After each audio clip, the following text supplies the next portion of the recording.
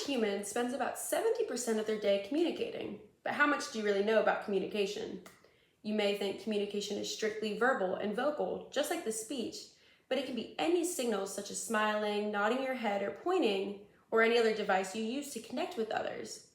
We'll be diving into the act of communication and how it meets human needs. It is integrated into all parts of our life and is learned throughout life. To get started, we communicate because the act of communication meets human needs. These needs are physical, instrumental, relational, and can form your own identity. Humans communicate daily to meet all these needs, even if it is not vocal.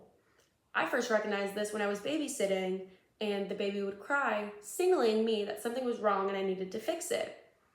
Even though babies can't speak, they cry to signal and communicate that something is wrong. And even as the children grow, they used hand motions, pointing, to communicate with me that something was wrong, or that they wanted a particular toy, that they were hungry, or they just wanted me to play with them. In the same way, communication is seen and integrated into all parts of our life. These parts include academic, professional, personal, and civic. Similar to how communication meets human needs, it overlaps with how we interact with each other every day. I use communication in my professional life as a sports broadcaster. My job relies on how well I can communicate information about a game to those watching at home. I use verbal communication and only have my voice heard, so I must effectively share my thoughts about a game to be able to perform my job.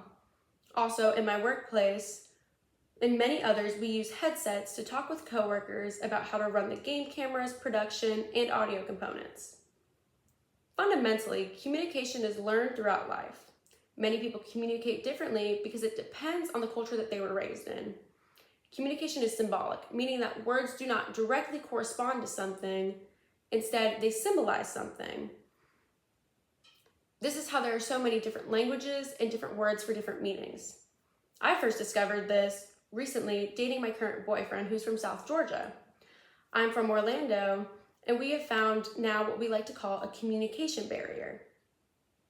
The first instance of this was when we ran into an anthill, and I called it an anthill since I was raised that way. But since he was raised in South Georgia, they call it an ant bed.